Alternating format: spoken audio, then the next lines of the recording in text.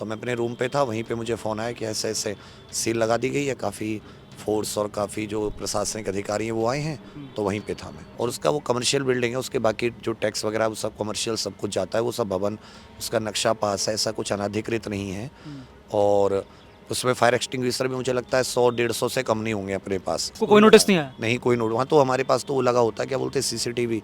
कुछ भी नहीं है किसी तरह का। फिर सर जो 29 तारीख को हम लोग बच्चों के उसमें डिमांड्स को लेकर एक हमने बहुत ही शांतिपूर्ण कैंडल मार्च, और वो मेरी कॉल भी नहीं थी, मैं तो बच्चों के लिए नैतिक तौर पर उनको सपोर्ट करने के लिए, और उसमें उनकी भी गलती नहीं थी, वो उनका इतना फ्रस्ट्रेशन था। कोचिंग है तो आप बोल नहीं सकते, बच्चों का सपोर्ट नहीं कर सकते, इस तरह की कोई डिमांड नहीं उठा सकते, वरना आपका काम धंधा बंद कर दिया जाएगा। फिर कि अगर हम सब लोग साथ हैं तो किसका हित करेगा भाई? हित तो हमारा अभी भी हमारे बच्चे का हित है, तो हमारा यही हित है। उसको उसकी आंखों में आंसू देख के हम कौन सी रोटी अच्छे से खा लेंगे हम लोग? तो मेरी तरफ से तो क्लियर है, मेरे साथ जो भी अब होगा वो होगा या हो रहा है। मैं तो 12 जून को क्लियरली पहुंचूंगा इको गार्डन। देखिए, मैं अभी बहुत सारे लोगों की तरफ से फ़ोन आए, मैं तो उनका पहले सबसे पहले धन्यवाद करूंगा। पक्ष सुन नहीं रहा तो विपक्ष ही सुनेगा, तो उन लोगों का बहुत बहुत धन्यवाद कि उन्होंने ऐसे समय में अपनी साथ और समर्थन दिया। यही डर सबसे पहले लगता है कि घर पे क्या बताएंगे, उनको क्या कहेंगे क्या हुआ, क्योंकि उनको समझ में आएगा नहीं। तो पापा ने आपका वीडियो देखा था क्या? हाँ, पापा जी मेरे पापा जी ने वीडियो देखा था, और बस वही, वो तो क्योंकि पूर्व फौजी हैं तो उनका तो वही लहजा कि भाई क्या ज़रूरत है ये सब करने की, अपने घर आओ, छोड़ो, कोई बात नहीं। मैं तुमसे पहले कहता था नौकरी मत छोड़ो, ये सब क्या करने की ज़रूरत थी, कोई किसी के साथ नहीं आता, अब देख लो परेशान हो रहे हो ना। मम्मी को तो उनको मनाना नहीं, उनको होता है सीधा घर आओ, देख लेंगे, फिर घर आ जाओ, छोड़ दो सब कुछ। मैंने कहा कि मैं तो थोड़ा सा समय दे दीजिए, ये सब पहले ठीक तो करूँ। मैंने उनको बताया कि अब ये 200-250 लोग हैं, मैं तो आ जाऊँगा, इनको कौन से घर भेज दूँ, ये घर आ जाएंगे फिर। सर अमाउंट बहुत ज़्यादा था, मैं कम से कम 3 साल में मैं किसी को आज तक बताया नहीं हूँ, ये मुझे और मेरे पार्टनर को, और जो जिनका है उनको पता है, और जो टीम के लोग हैं कुछ खास उनको पता है। सर मुझ में 50-60 करोड़ का कर्जा था। 50-60 करोड़ का? हाँ, मुझे 3-4 साल में बहुत ज़्यादा नुकसान हुआ। हमारे माता पिताजी ने ऐसे ऐसे समय भी देखे हैं कि लोग खड़े हैं 200-200, जो मतलब जिनका देना है, और जो जेवर होते हैं ना घर के माता के, वो गिरवी रख के भी हमने उस समय का पैसा का इंतजाम करके शाम तक उनको कैसे ही कि भाई हमें माफ़ करो, ठीक है कर लेंगे, ऐसा समय तो वो समय भी है। वो सब क्रिमिनल लोग होते हैं जो इस तरह का पैसा देते हैं, तो वो तो फिर आपको जीवन मतलब या तो मरो या उनके लिए उनको वो सब, तो वो एक बहुत ज़्यादा मुझ पर ज़्यादा एक बड़ा वो पड़ गया डेंट जो दिया। 31 मई को प्रयागराज में 3 कोचिंग सेंटर पर प्रयागराज डेवलपमेंट अथॉरिटी और अग्निशमन विभाग ने बाकायदा वहां पहुंचकर इंस्पेक्शन किया। इंस्पेक्शन करने के बाद बिल्डिंग को जो है कई मानकों के हिसाब से बताया कि वो नहीं है सही, और वहां नोटिस चिपकाया, बिल्डिंग को सील कर दी।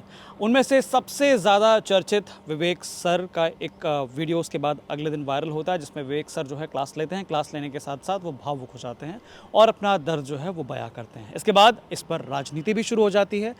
एक तरफ आम आदमी पार्टी से राज्यसभा सांसद संजय सिंह जो है वो बाकायदा इस मुद्दे को उठा रहे होते हैं, वहीं दूसरी तरफ अखिलेश यादव भी पोस्ट कर विवेक सर का वीडियो शेयर करते हुए सवाल कर देते हैं सरकार पर कि अगर कहीं विभाग किसी बिल्डिंग में जाकर इंस्पेक्शन करता है तो उन्हें खुद की भी बिल्डिंग जांच लेनी चाहिए कि आखिरकार वहाँ पर कैसे जो है स्थिति फायर सेफ्टी को लेकर है, और उसके भी मापदंड जो हैं वो जनता के समक्ष रखने चाहिए। आज हम यहाँ पहुँचे और सीधे बात करेंगे विवेक सर से। विवेक सर हमारे साथ मौजूद है। विवेक सर, स्वागत है आपका। जी नमस्कार सर। विवेक सर, सबसे पहला तो मेरा सवाल यही रहेगा कि जिस दिन वहाँ पर टीम पहुँची थी, मतलब प्रयागराज डेवलपमेंट अथॉरिटी की टीम थी, अग्निशमन की टीम थी, उस वक्त आप कहाँ थे? मैं सर उस समय अपने रूम पे था, तो क्योंकि सुबह सुबह अर्ली मॉर्निंग का है तो मैं 8 बजे करीब टेस्ट शुरू होते हैं तो उससे पहले पहुंचता हूं। तो मैं अपने रूम पे था, वहीं पे मुझे फ़ोन आया कि ऐसे ऐसे सील लगा दी गई है, काफ़ी फोर्स और काफ़ी जो प्रशासनिक अधिकारी हैं वो आए हैं, तो वहीं पे था मैं। तो जब वहाँ पर टीम, क्या आपने टीम्स को देखा आते हुए? नहीं, मैं नहीं, मेरे पास वीडियो आ गई थी कि हाँ वो लोग कर रहे हैं, क्योंकि मेरे पास कैमरे का एक्सेस था, तो उसके सीसीटीवी का, तो उससे मुझे पता चल गया था। तो कुछ ऑफिशियल्स आपके साथ आपसे मिले उस दिन? नहीं नहीं, मुझे नहीं मिले। जो मेरी वहाँ के उस समय जो लोग थे वहाँ पे, गार्ड साहब और जो बाकी 4-5 एम्प्लॉयज़ थे जो वहीं पे 24 आवर रहते हैं बिल्डिंग में ही ऊपर, क्योंकि रुकने का भी है वहाँ पे, तो वही सारे लोग थे, तो उनको तुरंत बाहर निकाल के तुरंत सील लगा दी गई तो थी। कितने बजे आपको ये सूचना मिली कि आपके ऑफिस में प्रयागराज वाले जो है वहाँ पर अधिकारी पहुँचे हैं, पुलिस टीम पहुँची है? 6:30 पौने 7 बजे का टाइम रहा होगा। सुबह सुबह? हाँ जी, हाँ जी। क्योंकि 8 बजे से फिर उसमें बच्चे आ जाते हैं, टेस्ट शुरू हो जाता है, तो उन्होंने सोचा होगा कि जब बिल्डिंग खाली रहे, बच्चे ना रहें, क्योंकि बच्चे आ जाते हैं तो उनको निकालना तो बहुत फिर मुश्किल हो जाता है, इसलिए। अच्छा विवेक सर, हमने देखा कि बाकायदा आपकी बिल्डिंग के नीचे जो है बाकायदा ये सब नोटिस चिपकाए गए हैं। मतलब प्रयागराज डेवलपमेंट अथॉरिटी का नोटिस है, इसकी कॉपी हमारे पास है, और इसके अलावा जो है अग्निशमन विभाग की टीम के द्वारा जो नोटिस चिपकाए गए हैं वो है। बताया जा रहा है इसमें कि बेसमेंट में कक्षाओं का संचालन किया जा रहा था। इसके अलावा बेसमेंट में विद्यार्थियों और स्टाफ आदि के शयन हेतु कक्षाएँ थी वहाँ पर। भवन के निकास मार्ग को जो है लोहे की चैनल या शटर से जो है बंद किया गया था, ताला लगाया गया था वहाँ पर। इसके अलावा जो है निकास मार्ग पर जनरेटर भी जो है रखा गया था। ये सारी चीज़ें थी। देखिए, उसमें क्या है कि आपको लोहे का चैनल तो आप गेट तो लगाओगे, क्योंकि लॉक उतना सामान अंदर होता है लॉक करने के लिए, बाकी नीचे सोने का किसी का नहीं होता। वो जैसे अपना कक्षाओं का जो ऑनलाइन कक्षाएं होती है, वहाँ पे कुछ लोग 4-5 लोग होते हैं एक टाइम पे, तो बच्चों का तो नीचे का कोई मतलब ही नहीं है। बच्चों का तो कोई दूर दूर तक नीचे जाना अलाउ ही नहीं है। बच्चे तो सीधे ग्राउंड से जाते हैं, ऊपर चले जाते हैं। तो वो तो हम लोग आराम से वहाँ पे 2 साल से रन कर रहे थे, उसमें किसी का, जैसे अब मान लो मानक है कि भाई जनरेटर नहीं है, आपने बताया कि वो मानक नहीं, तो हम उसको, हमें समय दे देंगे, समय दे देते तो हम उसको उठा के छत पे रख देते या उसको हटवा देते, क्योंकि हमें अभी आइडिया नहीं था कि उसको वहाँ पे नहीं रखना, तो हम उसे उठा के छत पे रखवा देते या उसे हटा देते, नहीं करते। तो ये मतलब बिल्डिंग किसकी बिल्डिंग थी? क्या आप लोगों की बिल्डिंग थी? नहीं नहीं, ये तो रेंटेड बिल्डिंग थी, मकान मालिक की बिल्डिंग है, और उसका वो कमर्शियल बिल्डिंग है, उसके बाकी जो टैक्स वगैरह वो सब कमर्शियल सब कुछ जाता है, वो सब भवन, उसका नक्शा पास है, ऐसा कुछ अनाधिकृत नहीं है। और उसमें फायर एक्सटिंग्विशर भी मुझे लगता है 100-150 से कम नहीं होंगे अपने पास, हर जगह 2-2 3-3 फायर एक्सटिंग्विशर हैं। और क्या है कि जैसे अगर मकान मालिक की बिल्डिंग होती है, तो थोड़ा सा हमारे उससे बात थी कि वो इस समय जब ये छुट्टियों का कम समय, थोड़ा लोड कम होता है, तो हाइड्रोलिक सिस्टम वगैरह, तो अगर हमें 20-30 दिन का समय दे दिया जाता तो मकान मालिक से रिक्वेस्ट करके ये सारी व्यवस्थाएं भी करवा देते। तब तक अगर ये कह देते कि आप बच्चे मत बुलाइए, मतलब ऑफलाइन को आप बंद कर दीजिए, तो हम लोग ऑफलाइन तब तक उसको बंद कर देते, या उसको जैसे 200 बच्चे या 100 बच्चे हैं तो उसको 20-20 50-50 बच्चों का करके, क्योंकि पढ़ाई का समय उनको बिल्कुल भी वो नहीं कर सकते थे कि हटा ही दें, तो हम कुछ व्यवस्था कर लेते कि अर्ली मॉर्निंग से शुरू कर देते, लेट नाइट तक शुरू कर लेते, कम कम संख्या में, जिससे कि वो भी कोई मानक भी गलत ना हो। और फिर हम लोग उसमें 15-20 दिन का टाइम लेके, जब बच्चे नहीं होते, एग्ज़ाम हो जाते, तो ऑफलाइन को ऑफ करके हम लोग पूरा उसको व्यवस्था को ठीक करवा लेते, जो भी इनको कमी लगती। अच्छा सर, ये तो चलिए ठीक है, ये अग्निशमन विभाग की तरफ से जो नोटिस था उसका आपने जवाब दिया। लेकिन जो पीडीए की तरफ से आया था, पीडीए ने बाकायदा इसमें लिखा है कि आपको 11 मई को जो है नोटिस भी निर्गत किया गया था। ये तो सर झूठ है, इसमें तो नहीं है। इसमें हमने अपनी रिप्लाई में भी, मैंने अभी आपको इसमें दिखाऊंगा फ़ोन में, कि हमने फायर सेफ्टी को रिप्लाई कर दिया है, हमने पीडीओ को रिप्लाई कर दिया, हमने डिस्ट्रिक्ट मजिस्ट्रेट साहब को रिप्लाई कर दिया। 3 दिन का टाइम दिया था, कल हमने 3 जून को सबको रिप्लाई कर दिया। तो उसमें ऐसा कोई भी कि 11 मई को या उससे पहले 31 तारीख से पहले कभी भी कोई नोटिस आया, ऐसा कुछ नहीं था। तो हमने वही बात उनको दोहराई। मतलब इससे पहले ये जो पीडीए ने नोटिस चिपकाया, इसमें लिखा है कि 11 तारीख को जो है नोटिस दिया गया था, बाकायदा 26 तारीख का अपेक्षा की गई थी कि आप इसका जवाब देंगे। नहीं नहीं नहीं, ये गलत है, झूठ नोटिस है ये, ऐसा गलत कुछ नहीं है। 31 आपको कोई नोटिस नहीं आया? नहीं, कोई नोटिस वहाँ तो हमारे पास तो वो लगा होता है, क्या बोलते हैं, सीसीटीवी, कुछ भी नहीं है किसी तरह का। उस दिन भी सुबह कुछ ये सीधा लगाया गया है, ऐसा नहीं कि किसी को रिसीविंग दी गई हो या किसी से साइन करवा गया हो, एम्प्लॉय से सीधा लगा दिया गया था।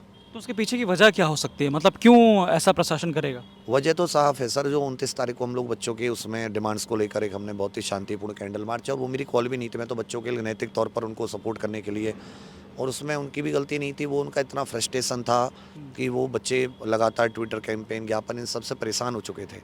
तब उन्होंने वो एक बहुत ही शांतिपूर्ण कैंडल मार्च का आयोजन किया। तो उसी का एक आप कह सकते हैं कि उसी के बदले में कि भाई आप कोचिंग है तो आप बोल नहीं सकते, बच्चों का सपोर्ट नहीं कर सकते, इस तरह की कोई डिमांड नहीं उठा सकते, वरना आपका काम धंधा बंद कर दिया जाएगा। फिर जब काम ही नहीं रहेगा तो आप फाइनेंशियली सफ़र करेंगे, तो फिर जब फाइनेंशियली सफ़र करेंगे तो फिर आप क्या ही कर पाएंगे, तो वही सारी चीज़ें दोहराएगी।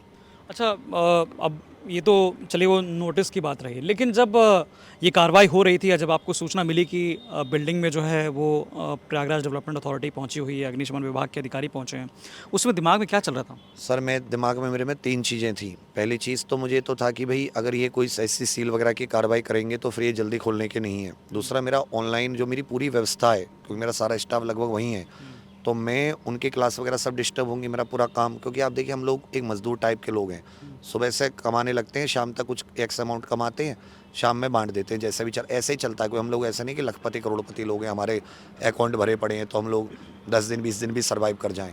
तो मुझे ये था कि एक तो बच्चों का 8 9 10 जून का ये बर्बाद हो जाएंगे, इनको मैं कैसे लास्ट टाइम करा, क्योंकि मेरी तो अच्छा, ये online भी 8 9 10 को जो यूपी पुलिस सिपाही हाँ, भर्ती है। क्योंकि उनका ऑफलाइन और ऑनलाइन सब बर्बाद वहीं से हो जाएगा।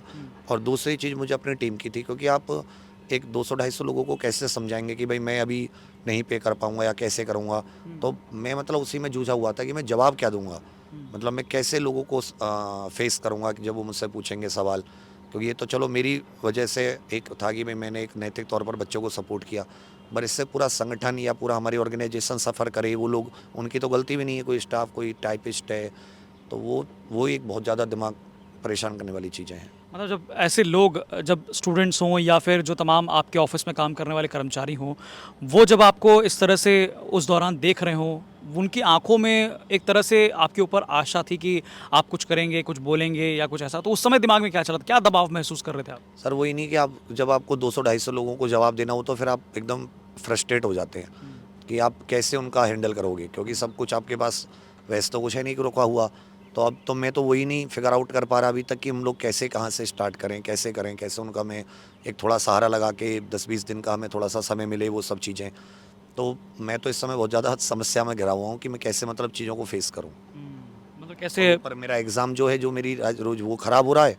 दूसरा मेरी टीम का जो है, क्योंकि कोई आपके पास कितनी देर दिनों तक इंतज़ार करेगा। आप टीम बनाते हो 2-2 3-3 5-5 साल लगती हैं।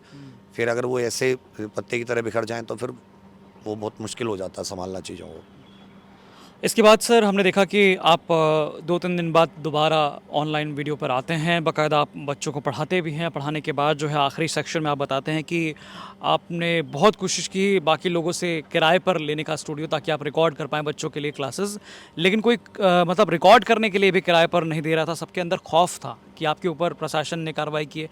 तो मतलब क्या चल रहा था दिमाग में? अब जैसे एक सर से बात हुई, उन्होंने कहा कि मेरे पास 2 स्टूडियो आप ले लीजिए। ली तो वहाँ से किसी और दूसरे ने शिकायत कर दी कि यहाँ से एग्ज़ाम्पल की क्लास चल रही है।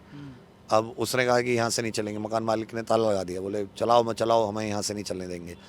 तो ऐसे ही फिर स्टूडियो जो रेंट बहुत मतलब मुश्किलात हालात, उनकी क्लास चलाने के लिए स्टूडियो अवेलेबल नहीं होंगे तो कैसे करेंगे सारी। वो जो मैंने वीडियो बनाई वो भी मैंने किसी भाई से बहुत रिक्वेस्ट करके वो इसका 1 घंटे के लिए स्टूडियो उनका लिया, 8 से साढ़े 8 9 10 बजे तक। फिर मैंने वो वीडियो बना पाई। तो मुझे अपने बच्चों तक ये बात तो पहुँचानी थी कि भाई मैं क्या कर रहा हूँ, मैं मतलब किस उसमें हूँ, कैसे है, क्या सिचुएशन चल रही है। तो वही उसी से अभी भी सफ़र कर रहे हैं। तो अभी तो मैं पूरा जो फोकस है वो 12 जून पे रखा हुआ हूँ कि मैं अपनी पर्सनल जो तकलीफ़ें हैं उनको पीछे करके, तो मैं बोला आप मेरे पे ज़्यादा ध्यान मत दो, जो हो गया मेरे साथ ठीक है, कर लेंगे उसे। अभी तो ये है कि हम लोगों की जो मांगे हैं वो कैसे माननीय मुख्यमंत्री जी तक पहुँचे हैं बिल्कुल शांतिपूर्ण, उस पे मैं ज़्यादा ध्यान दे रहा हूँ। अच्छा, आपने इसी के साथ आह्वान भी किया है कि 12 जून को जो है लखनऊ सत्याग्रह करना है। बाकायदा वहाँ पर बच्चों को आपने बोला है कि आप अपने अभिभावकों के साथ, और टीचर्स भी, कुछ टीचर्स भी आपसे मिले इस बारे में? हाँ जी, इसमें ना सभी टीचरों ने ही ये मिल के तय किया था, क्योंकि पढ़ाते तो सब हैं। सब ने मिल के तय किया था ये 10-15 दिन पहले कि हम लोग जैसे कांस्टेबल का एग्ज़ाम हो जाएगा, हम इन मांगों को लेकर हम लोग 12 जून को लखनऊ इको गार्डन जाएंगे। तो अभी तो एक ही, क्योंकि मैं पहले इसको आह्वान कर दिया, तो अभी तो मैं इंतज़ार कर रहा हूँ कि कौन कौन, कुछ लोग हैं अच्छे लोग जिन्होंने, जो बच्चों के हित की सोचते हैं कि हाँ भाई हम लोगों की रोजी रोटी इन्हीं के पीछे है, इनका भला बुरा हमारा भला बुरा है। तो वो लोग शांतिपूर्ण उसके लिए उन्होंने आह्वान मेरे साथ ही किया है। पर अभी भी बहुत सारे ऐसे लोग हैं कि जो उससे बचना चाह रहे हैं या उससे उनका कुछ और अहित ना हो इस चीज़ को सोचकर। अभी मैंने कहा कि अगर हम सब लोग साथ हैं तो किसका अहित करेगा भाई, अहित तो हमारा अभी भी हमारे बच्चे का हित है, तो हमारा ही अहित है। उसको उसकी आंखों में आंसू देख के हम कौन सी रोटी अच्छे से खा लेंगे हम लोग। तो मेरी तरफ से तो क्लियर है, मेरे साथ जो भी अब होगा वो होगा या हो रहा है। मैं तो 12 जून को क्लियरली पहुंचूंगा इको गार्डन।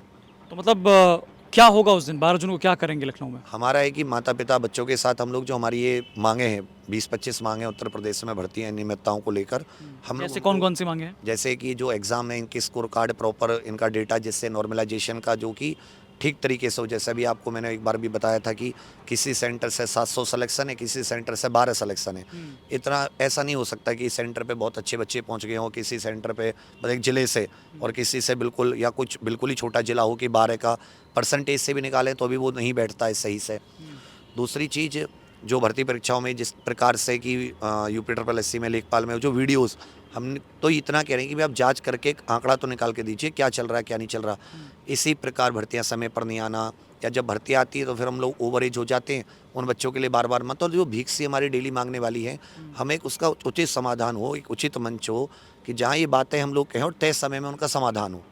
तो उन सब को लेकर, जिससे कि बच्चा जो तैयारी कर रहा है यूपी का, वो मजबूती के साथ, एक अच्छी उम्मीदों के साथ, पॉजिटिव माइंडसेट के साथ, अभी आप देखेंगे कमेंट, अब पढ़ेंगे तो फिर हो जाएगा ऐसा, वो व्यवस्था पे विश्वास नहीं आ पा रहा है, विश्वास सा हो रहा है। उसको लेकर हम लोग माननीय मुख्यमंत्री तक मांगे पहुंचाएंगे।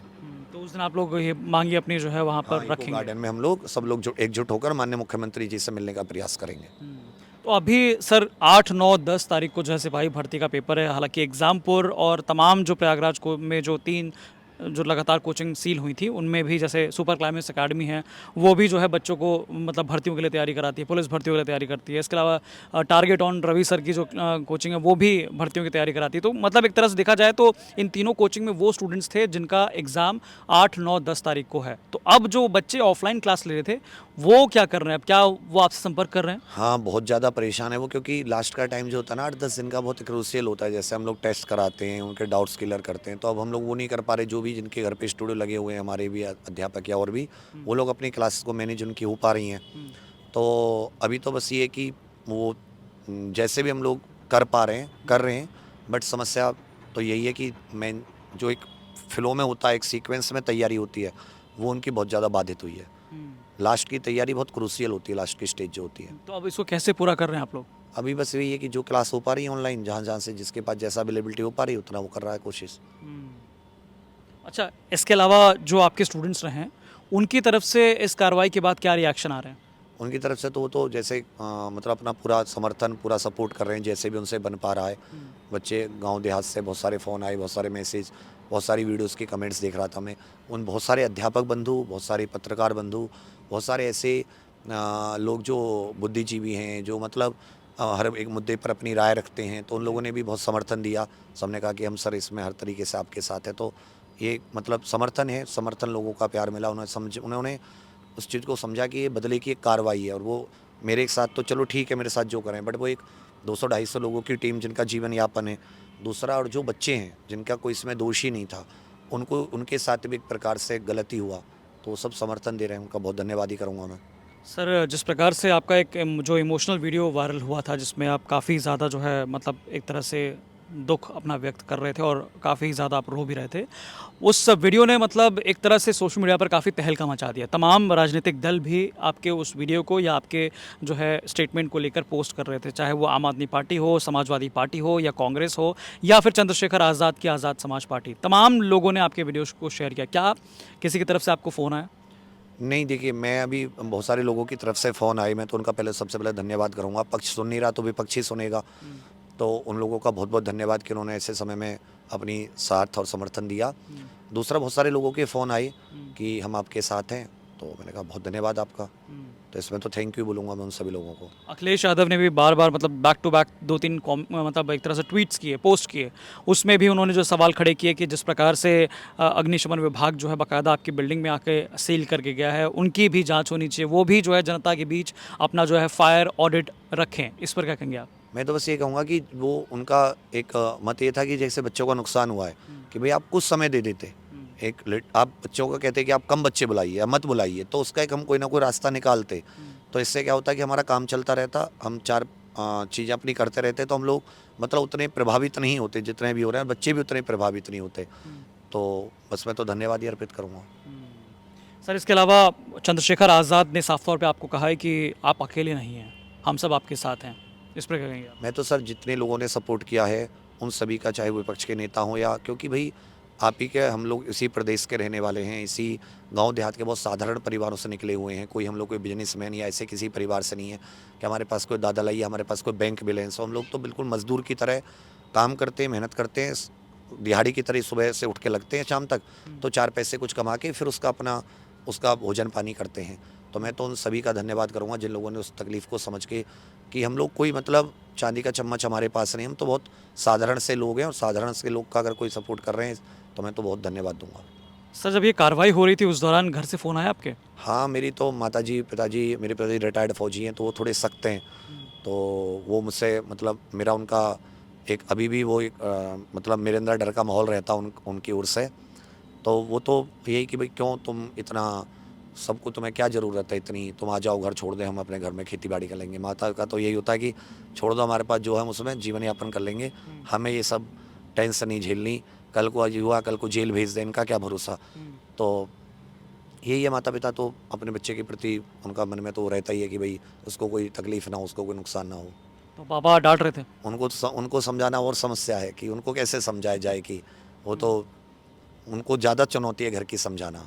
यही डर सबसे पहले लगता है कि घर पे क्या बताएंगे, उनको क्या कहेंगे क्या हुआ, क्योंकि उनको समझ में आएगा नहीं। तो पापा ने आपका वीडियो देखा था क्या? हाँ, मेरे पापा जी ने वीडियो देखा था, और बस वही वो तो क्योंकि पूर्व फौजी हैं तो उनका तो वही लहजा कि भाई क्या ज़रूरत है ये सब करने की, अपने घर आओ, छोड़ो, कोई बात नहीं। मैं तुमसे पहले कहता था नौकरी मत छोड़ो, ये सब क्या करने की ज़रूरत थी, कोई किसी के साथ नहीं आता, अब देख लो परेशान हो रहे हो ना।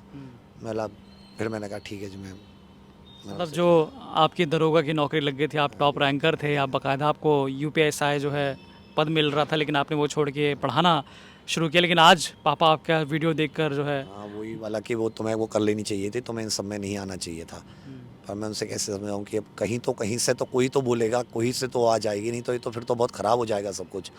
और हम तो अपने बच्चे के लिए कोई ऐसी, मैं क्या सोचता हूँ कि पता नहीं ऐसी तो कोई मांग ही नहीं है कि कोई ऐसी अनर्गल मांग हो, या कोई ऐसी हो जो पूरी ना कर सके, या ऐसी हो कि जो पहले कभी भर्ती बोर्ड ने की ना हो। स्कोर कार्ड हमेशा दिए, अभी क्यों नहीं दे रहा, तो बस वही बहुत जेन्युइन सी मांगे। पता नहीं क्यों इतना सरकार को तकलीफ है कि भाई नहीं करेंगे चाहे कुछ हो जाए। तो मम्मी को कैसे मनाया आपने? मम्मी को तो उनको मनाना नहीं, उनको तो ऐसे सीधा घर आओ, देख लेंगे, फिर घर आ जाओ, छोड़ दो सब कुछ। मैंने कहा कि मैं तो थोड़ा सा समय दे दीजिए, ये सब पहले ठीक तो करूँ। मैंने उनको बताया कि अब ये 200-250 लोग हैं, मैं तो आ जाऊँगा, इनको कौन से घर भेज दूँ, ये घर आ जाएंगे, फिर क्या करेंगे। तो उनको समझाया, बस यही। लेकिन परेशान तो हैं ही सब लोग। तो उसके बाद से आप घर नहीं गए? नहीं, घर तो मैं वैसे भी, मेरे पिछले 4-5 साल का शेड्यूल तो ऐसा हो चुका था कि पिछले 3 साल का तो मुझे अच्छा याद है, 2-3 दिवाली, 2-3 होली, 2-3 रक्षाबंधन मैंने घर पे मनाई। जबकि मैं बहुत घर वाला व्यक्ति था कि मतलब हर अगर मुझे छोटा सा कोई ऑप्शन मिल जाए मैं घर पहुंच जाऊं तुरंत, मतलब इतना ज़्यादा मैं घर जाने वाला व्यक्ति था। पर अब क्योंकि एग्ज़ाम्स थे, मुझे एसआई में इन सब के लिए बहुत मेहनत थी, तो और क्योंकि प्रयागराज हम लोग ज़्यादातर ऑफिस शिफ्ट हो गया था, तो मैं वहीं, तो मैं दीपावली हो, होली हो, सब त्यागे पड़ा था कि चलो एक बार ये सब निपटेगा। अब रिज़ल्ट आया तो पता चला उसमें रिज़ल्ट ही नहीं, अब क्या दिखाएं कि मैंने क्या मेहनत की, क्या मैंने प्राप्त किया। तो वो ही बस चल रहा है सब। तो मतलब एक तरह से आपने वहाँ परिवार को दोनों को समझाया, पापा मम्मी हाँ, को? समझा कि हाँ भाई परेशानी है, अभी निकल जाएगी, थोड़ा सा आप सपोर्ट कीजिए, हो जाएगा सब सही। तो लास्ट आप घर कब गए थे? लास्ट में घर गया था एक रात के लिए, रात को 1 बजे 12 बजे पहुंचा हूँ, और सुबह 8-9 बजे निकल आया। ऐसा जाता हूँ मैं जब भी जाता हूँ। अच्छा, तो कब बीच की में बात मेरी होगी? दादी जी बीमार हुई थी अभी 1 महीने पहले, तो मैं दादी जी को देखने गया था। दादी जी से मेरा थोड़ा ज़्यादा लगा हुआ है। लगाव है तो उनको। दादी ने आपको बोला नहीं कुछ? हाँ, दादी तो बोलती है, दादी का तो भैया क्यों इन सब में, तुम आ जाओ अपने घर। उनको फ़ोन का तो ये सब पता नहीं होता क्या चल रहा है। मम्मी बताती होंगी कि ऐसे-ऐसे है, उनके सामने थोड़ा कम ही बताती हैं, वो थोड़ी बुजुर्ग है, वो थोड़ा ज़्यादा इमोशनल हो जाती हैं। तो फिर भी बोले ठीक है, सब हो जाएगा, ठीक है। ऐसा कोई मोहल्ले पड़ोस का बता दे तो दिक्कत है कि अरे माँ जी वो तुम्हारा लड़का क्या कर रहा है वहाँ, देखो पूरा उसने ये कर रखा है। तो आस पड़ोस के लोग ज़्यादा वो लगा देते हैं नहीं, कभी वो कभी। जो इमोशनल जो वीडियो था आपका, जिसमें आप काफ़ी ज़्यादा भावुक हो गए थे, अपना दर्द जो है बयां कर रहे थे कि मैं मतलब कर्जे में हूँ और कर्जा मैं तभी चुका पाऊंगा जब मुझे काम करने का मौका मिलेगा। तो जब इस तरह का वीडियो आपके फैमिली वालों ने देखा, तो उस समय उनका रिएक्शन क्या था? क्या फ़ौरन आपके पास फ़ोन आया? हाँ, वो तो फ़ौरन तुरंत आया मेरे सारे रिश्तेदारों का, सबका कि भई ये सब क्यों, मतलब परेशान मत होइए, सब धीरे-धीरे। एक्चुअल वो जानते, क्योंकि मुझे 3-4 साल बहुत ज़्यादा नुकसान हुआ था।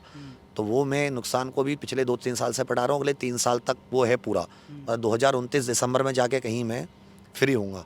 तो हर एक दिन ऐसा लगता है पहाड़ सा आज चढ़ा, उतर गया, ऐसा लगता है हर दिन। तो वो जानते हैं कि तकलीफ़ बहुत ज़्यादा है, और मैं कैसे-कैसे उसको मुट्ठी को बाँधे हुए हूँ, वो मैं ही जानता हूँ। क्योंकि मैं थोड़ा मतलब सख्त, तो अपने अंदर एक प्रणबद्ध इंसान को प्रण कर लिया कि नहीं, इसको चुका के ही करना है सब कुछ। तो वो सोचते हैं कहीं इमोशनल इंसान मतलब परेशान ना हो जाए, कोई दिमाग में कुछ और फालतू की चीज़ें ना आ जाएँ, तो सब गाँव घर वाले अपने थोड़े परेशान होते हैं। तो आई बस उन्हीं की सपोर्ट है, बच्चों की सपोर्ट है, आप सभी लोगों की मतलब एक सपोर्ट है। तो मैं ये सोचता हूँ कि चलो ये भी समय तो निकल जाएगा किसी तरह। सर, आपने कर्जे की बात की, कितना कर्जा है आपके ऊपर? सर अमाउंट बहुत ज़्यादा था। मैं कम से कम 3 साल में मैं किसी को आज तक बताया नहीं हूँ। ये मुझे और मेरे पार्टनर को, और जो जिनका है उनको पता है, और जो टीम के लोग हैं कुछ खास उनको पता है। सर मुझ में 50-60 करोड़ का कर्जा था। 50-60 करोड़ का? हाँ, मुझे 3-4 साल में बहुत ज़्यादा नुकसान हुआ। फिर हमारी एक बड़ी कंपनी से डील हुई थी, वो डील टूट गई थी। तो आधा तो वहीं से हमारे ऊपर एक साथ आ गया। वो जो उनका था उन्होंने उसको लोन के तौर पर दे दिया, वो भी चुका रहे हैं हम धीरे-धीरे। इसमें बहुत सारा बैंकों का था, बहुत सारा ऐसा था जो मतलब गलत, वो जो होते हैं कि 1 के 10 वाले, वो जो बिल्कुल बंदूक तान देते हैं, बहुत सारा वो था। उसने काफ़ी ज़्यादा, वो एक साथ होता है, तो उसने काफ़ी परेशान किया। बट अभी इसमें से लगभग आप ऐसा समझिए कि मैं 60% उतार चुका हूँ। मतलब लगभग आप 60% जो है 50-60% से ऊपर में हम लोग इसको उतार चुके हैं। हर महीने के हमारे टारगेट होते हैं उतारने के, और मुझे इसमें मतलब कोई शर्म या वो नहीं है कि भाई मैंने लिया है तो चुकाऊंगा तो हूँ, ये तो है, ये तो मेरा फिर भी महीने कितना बोझ आता होगा आपके सर? बहुत ज़्यादा। मतलब आप ऐसा समझिए कि अब एक अमाउंट तो आप ऐसा समझिए कि आप इसका 5-6 साल में चुकाना है 2029 के एंड तक, तो आप उसका बांट लीजिए कि हर साल आपको 5-6 करोड़ का तो चुकाना ही पड़ेगा, तो 50-60-70 लाख तो आपको देना ही देना है एनी हाउ। हर महीने? हर महीने आपको 2-3 लाख रुपए तो दिन का इसीलिए कमाना होता है कि भाई आप इनका चुकाएं, तब जाके मतलब ये तो वो है। इसलिए मेरी कभी कभी 1.5-2 महीने सैलरीज भी लेट होती हैं, पर मेरी टीम के बहुत सपोर्टिव लोग हैं, मैं तो उनका ज़िंदगी भर धन्यवाद करूंगा जिन्होंने ऐसे टाइम पे सपोर्ट किया कि वो लोग कंधे से कंधे मिलाकर खड़े रहे। वो जानते हैं कि बंदा अच्छा बंदा है, काम फिर मैं क्या हूँ ना सर, मैं कभी प्रॉफिट लॉस के लिए काम नहीं करता। मैं इसको शिक्षा को एज आ समाज वैसा थोड़ा ज़्यादा देखता हूँ, नहीं तो मैं इससे नहीं इतना नहीं फंसता, मैं आराम से निकल जाता। अगर मैं बिल्कुल प्योर वैसे मनी माइंडेड हो जाऊँ, मैं क्या करूँ 250 की जगह 100 लोगों में 50 लोगों में काम करूँ, फिर वो पूरा मैं आराम से उसका डबल कर लूँ, इसका मैं डबल कर लूँ। मतलब मुझे में हिम्मत और मेहनत और सब कुछ है, पर मैं थोड़ा सा कि चलो कोई साथ है तो उसका भी नुकसान ना हो, मेरा भी ना हो। और ठीक है, अब ज़िंदगी में आए हैं, कुछ किया है, कुछ जो अब मैंने कदम उठाई, जो मुझसे गलतियाँ हुई, जो मैंने नुकसान, वो तो मुझे पूरे करने होंगे। यहाँ से जाने का तो कोई ऑप्शन बनता नहीं है। बहुत सारे बीच में ऐसे एक समय आया था कि मैं बिल्कुल बांध चुका था कि अब मेरे पास इस दुनिया में कुछ है ही नहीं, कि अपना मतलब मैं हिम्मत ही छोड़ चुका था। फिर लेकिन आप जिन बच्चों के लिए काम करते हो, आप उन बच्चों की प्रति आपका, उनको आपने कुछ सिखाया कि आप प्रतिज्ञाबद्ध रहो, दृढ़ निश्चित रहो, हारो मत, और फिर आप ही हार के चल जा रहे होते तो बहुत नेगेटिव असर हो गया। बोला चलो झेलते हैं। थोड़ा मेरा पार्टनर है, वो थोड़ा सोफिस्टिकेटेड बंदा, वो उतना उस अकेला है, वो अपने माता पिता का, उसने ऐसा भी इतना नहीं, मुझसे छोटा भी है 3-4 साल, तो उसने उतना कुछ नहीं देखा। मुझे उसकी फिक्र थोड़ी सी रहती है कि यार उस पर मेरी वजह से लोड उस पर ज़्यादा आ रहा है, क्योंकि डिसीजन मेकर मैं हूँ, मैं डिसीजन ले लेता हूँ, नुकसान मैं उठा लेता हूँ मेरे डिसीजन से, और नुकसान बेचारा वो अब वो उसको सुलझाता रहता है कि अब भैया ने तो ये कर दिया, मैं इसको कैसे सुलझाऊँ। तो बस मैं तो ये कहूँगा सरकार से कि भाई मैं मतलब कोई आतंकवादी टाइप का मैं बहुत जेन्युइन, बहुत हम लोग बहुत सही काम करने वाले लोग हैं। हम कोई नुकसान नहीं पहुंचाते किसी को। बच्चों की मांगे थी आप पूरी कर दीजिए, हम कभी आपके खिलाफ हैं, क्या मतलब आपसे, आप अपना करिए भाई, हम अपना कर रहे हैं ना। हम कोई पॉलिटिकल लोग हैं ना, हम कोई ऐसी पॉलिटिकल आइडियोलॉजी लेके चलते हैं कि किसी को हम क्लास में भड़का रहे हैं या उसको कोई इन्फ्लुएंस करने की कोशिश करते हैं ना। हमारा कोई ऐसा मजाक होता है कि भाई हम बहुत प्रॉपर उनको उनका एक नौकरी की शिक्षा देते हैं, अच्छा इंसान बनने की प्रेरणा देते हैं, और गांव देहात के ऐसे लोगों को पढ़ाते हैं सच में जिनके पास कोई साधन नहीं है। आप हमारे कोर्स देखेंगे 99 रुपये, 200 रुपये, 300-400 रुपये, 100 पर तो कुछ नहीं होगा। तो वो तो कोई ऐसा, उसमें हम कितनी मेहनत करते होंगे तब जाके अर्न करते होंगे, क्योंकि 99 रुपये में आप कितने बच्चे जोड़ोगे तब जाके आप एक्स अमाउंट ला पाओगे। 99 तो कुछ भी नहीं होते। तो उसमें भी 18% हम जीएसटी देते हैं। देखो जो बात है, 99 में से भी उससे जीएसटी बच्चे से नहीं लेते। तो हम पे आप इतना मतलब सख्त मत होइए, हमें थोड़ा काम करने का मौका दीजिए। और हम मतलब ऐसे एक प्रेरणा स्रोत जैसे भी हम लोग बने हुए, हम लोग ऐसे रहना चाहते हैं कि हम लोग जो है हम पे, हम लोग को बहुत प्रॉपर चुका उगा के अपना जीवन में फिर अपना स्थापित करें, आगे अपने पारिवारिक जिम्मेदारियों को देखें। तो बस इतना ही सही है। लेकिन सर जैसा कि आप बता रहे हैं कि आपके ऊपर मतलब करोड़ों का कर्जा है, लाखों रुपए जो है महीने आपको कर्जा में देना पड़ता है। अब ऐसे वक्त में जब बिल्डिंग सील हो गई, काम एकदम से ठप पड़ गया, इस पे क्या कहेंगे? सर ऐसा सोचिए, मैं आपको ये मैंने कभी ज़िंदगी में नहीं बताया और मैं कभी बताने नहीं चाहता। मेरे पिताजी ने और मेरे पार्टनर के पिताजी ने ज़मीनें बेची अपनी दादा लाई की। हाँ, इस बिज़नेस के लिए? इसी के लिए, मतलब जो जब हम पे लोड ज़्यादा पड़ जाता है। मतलब मैं तो बहुत, मेरे पापा एकदम रिटायर्ड फौजी हैं। वो ज़मीन सबके लिए क्या होती है, बहुत हाँ, इम्पोर्टेंट है। मैं कभी नहीं सोच सकता था। मैं सोचता था पिताजी मुझसे इतना हेट करते हैं, मैं नौकरी छोड़ी, पता नहीं साथ देंगे नहीं देंगे। तो लेकिन अंत में होता है ना, पिता पिता होता है। उन्होंने बोला नहीं, तो सब ज़्यादा नहीं बोले कि मुझे कि बहुत सपोर्टिव का शब्द बोले हो, नहीं बोले तो फिक्र मत कर, एक मुझे 15 दिन का 20 दिन का समय दे, और मैं इस समय को करके और फिर तो मैं बताऊंगा, फिर पैसे ले जाना, जो है परेशान मत हो, अच्छा मतलब काम कर। आपके कठिन समय में जब आपको पैसे की बहुत ज़रूरत थी, तो उस समय ज़मीन भी हाँ, पिताजी ने मतलब बेची। जो कि बहुत हमारे लिए माँ समान होती है। वो उनको, क्योंकि बोले अब ज़मीन हम खरीद लेंगे जब और अच्छा होगा, पर तू मैंने मेरे लिए अभी तो मैं ज़िंदगी भर उस चीज़ का ये सोचता रहता हूँ। मेरे पिताजी फौज से रिटायर, इतने सख्त, वो मुझे लगता था वो कभी, उन्होंने एक ऐसा डिसीजन लिया जो मतलब 100 में से 10% पिता लोग लेते हैं, बच्चे सब की, लेकिन क्योंकि बोले नहीं भाई ज़मीन नहीं होगा, जो होगा तूने किया अपना झेल। उन्होंने सर, हम लोगों ने, हमारे माता पिताजी ने ऐसे ऐसे समय भी देखे हैं कि लोग खड़े हैं 200-200 जो मतलब जिनका देना है, और जो जेवर होते हैं ना घर के माता के, वो गिरवी रख के भी हमने उस समय का पैसा का इंतजाम करके शाम तक उनको कैसे ही कि भाई हमें माफ़ करो, ठीक है कर लेंगे, ऐसा समय तो वो समय भी है। तो ऐसा डाउनफॉल क्यों, क्या क्या कारण है ऐसा डाउनफॉल, इतना बड़ा हैवी क्या होता डाउनफॉल है हो कि गया? आप बहुत लंबे डिसीजन ले लेते हैं, जैसे मैंने बहुत ज़्यादा एक्सपेंड कर लिया था, मतलब 1000 से प्लस स्टाफ था, बड़ा सब कुछ, क्योंकि अभी आपको लगता है ना, लेकिन आपके जो डिसीजन होते हैं, जो आपका एक काम कि भाई मैं इतना ऊंची छलांग मारूंगा, लेकिन वो ऊंची छलांग आपकी उतनी लग नहीं पाती। उस समय मेरी भी गलती नहीं है, मैं मतलब आप अपनी तरफ से तो एफर्ट कर सकते हैं, कभी एफर्ट्स में कमी हो जाती है, कभी उस समय का वैकेंसी 5-5 6-6 साल में आती हैं, तो वो सारी एक ऐसा बन जाता है कि फिर आप जब ने कदम उठा लिया तो आप उसको कुछ महीने सस्टेन करते हैं। फिर बीच में एक बड़ी कंपनी से डील थी, वो एक मेरा बड़ा डिसीजन, वो मुझे आज तक वो करता है कि मुझे मतलब वो वाला डिसीजन नहीं लेना चाहिए था, नहीं तो मैं इतना नहीं फंसता।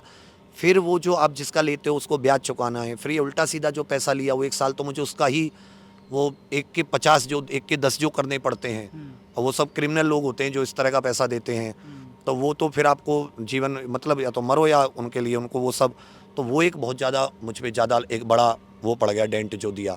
बाकी फिर जब मैं फिर से बैक टू उस पे आया, अपने बेसिक्स पे फिर से वो सारी चीज़ें काम किया, फिर बच्चों ने सपोर्ट किया, तो मैं फिर से अब ये था कि अपना एक उसमें चल रहा था, थोड़ा थोड़ा ऊपर नीचे उतार चढ़ाव, पर यहाँ की जो एक एक्स मंथ के होते हैं टारगेट उनको करके अपना वो चल रहा था। इसलिए मैंने आपको बताया कि मैंने ये 5-6 साल का हमने बनाया था, 2024, 2025, 26 चल रही है, 27, 28, 29 दिसंबर तक हम लोग इसको सारे को फिनिश कर देंगे बिल्कुल अपने। जैसा हुआ 2 रुपये होंगे तो अपने होंगे, फिर हमें किसी का उतना लोड नहीं होगा, तो उस तरीके से बनाई हुई थी चीज़ें। तो अब ये कि अब लेकिन क्या है कि आज जो है, आज थोड़े गंभीर मामला ये कि मेरा सामान ही बंद हो गया, जो कि मैंने उसी पैसे से इतने दिनों से जोड़ा है। अब एक स्टूडियो इन सबको बनाने में अच्छा खासा खर्चा आता है, वो मेरे सामने एक चुनौती है कि उनको टीम क्योंकि बनी हुई है, मुझे ये पता है कि अगर मैं अभी से दोबारा से शुरू करूँगा तो मेरा बच्चा मुझे उठा लेगा, सपोर्ट कर लेगा, ज़्यादा ना करे, कम से कम मेरे वो एक फ़्लो में तो ले ही आएगा कि चलो ठीक है मैं। और हाँ, आज तक मैंने कभी अपने इस तरह की कोई बच्चे से सपोर्ट, जबकि कई बार मेरे मन में आया, लेकिन बंद मुट्ठी होती है कि आप अपने बच्चे के सामने एक उसूलों से खड़े होते हैं, एक गर्व होता है, सीना आपका सर ऊपर होता है, तो फिर आप उसको एक वो दिखा के वो फिर लेना वो जाए, वो कभी वो नहीं लगा मुझे, मतलब खुद को वीक महसूस करना अच्छा नहीं लगता कि आप कमज़ोर पड़ गए अपने बच्चे के आगे, तो उसके आगे मजबूत, क्योंकि वो ऑलरेडी बहुत गरीब परिवार से है, तो वो फिर और कमज़ोर पड़े तो आपको मजबूत रहना पड़ता है, तो फिर वो बच्चा भी मजबूत रहता है, तो फिर चलता रहता है। तो बट अब आज मैं एकदम बिल्कुल सोचे पड़ा हूँ कि भाई अब मुझे काम शुरू करना है। अब मैं और दोनों पार्टनर हम बैठ के डिस्कस, आज पूरे दिन यही हुआ, क्या करें, कैसे करें, कहाँ से शुरुआत करें, फिर से कैसे करें। तो अब बहुत बड़ी चुनौती आई हुई है कि अब, क्योंकि अब पहले स्टूडियो था तो अब क्लास लेते थे, अब मैं क्लास लूँगा तो मुझे 4 बच्चे मेरे सपोर्ट कर देंगे, मुझे पूरा भरोसा है, पर अब मेरे पास वो है ही नहीं, उनको कहाँ से कोई क्लास किसी और की चलवाऊँगा कहाँ से। अब खाली सपोर्ट लेने से तो कोई फ़ायदा नहीं है ना, बच्चों से एक खाली सपोर्ट मतलब व्यूज़ या मतलब जो भी उनका वो किसी कोर्स से एनरोल होंगे या किसी उससे वो जो भी, जैसे हमारे पेड कोर्सेज होते हैं बहुत सस्ते 99, 100, 200, 500 के, उनसे वो लोग इनरोल होंगे, उनको लगेगा कि भैया इस समय हमारे परेशान है तो हम सपोर्ट करते हैं, बट वो सपोर्ट तो तब हो कि मेरे पास वो जगह हो, वो जहाँ से कि भाई यहाँ से मेरी क्लास चलेंगी फिर से। अब क्लास ही नहीं होंगी तो खाली सपोर्ट से फिर क्या फ़ायदा होगा उनका। अब वापस आ जाते हैं प्रयागराज पे। तो ये तमाम जो अब कार्रवाई हुई, कार्रवाई के बाद अब आप इतना सब कुछ झेल रहे हैं, क्या प्रशासन से आपकी बातचीत हुई, आप गए प्रशासन से हाँ, मिलने? हमने डीएम साहब को भी वो अपना दिया रिप्लाई, और जो वहाँ पे प्रयागराज डेवलपमेंट अथॉरिटी है उसे भी, और हमने फायर डिपार्टमेंट को भी, अच्छा, आपने रिप्लाई दे दिया है। तीनों को अच्छे से रिप्लाई भी दे दिया, उनको रिसीव भी ले ली। अच्छा, एक नोटिस में एक और दिलचस्प चीज़ जो नज़र आई दोस्तों, मैं आपको बताना चाहूँगा, जो पीडीए द्वारा लगाया गया नोटिस है उसमें साफ तौर पर लिखा गया कि अगर आपने सील जो है वो तोड़ी या आपने जाने की कोशिश की तो आपके ऊपर जो है कार्रवाई की जाएगी। और वहीं दूसरी तरफ जो दूसरा नोटिस अग्निशमन विभाग की तरफ से लगा है उसमें ये है कि आपको 3 दिन का वक्त दिया जाता है, आप इसमें सुधार कर लीजिए। तो सुधार कैसे होगा, जाना सील बंद कर दिया है तो? हाँ, यही तो कि आप सुधार कैसे करेंगे 3 दिन में, अगर आपकी सीलें लगी हुई है तो अंदर तो आप घुसे एक पेन भी नहीं निकाल सकते। तो 3 दिन तो ख़त्म हो चुके हैं। हाँ, वो 3 दिन, इसलिए हमने 3 दिन में उनको रिप्लाई दिया कि वो ये ना कहें कि हम बिल्कुल ही शांत बैठ गए।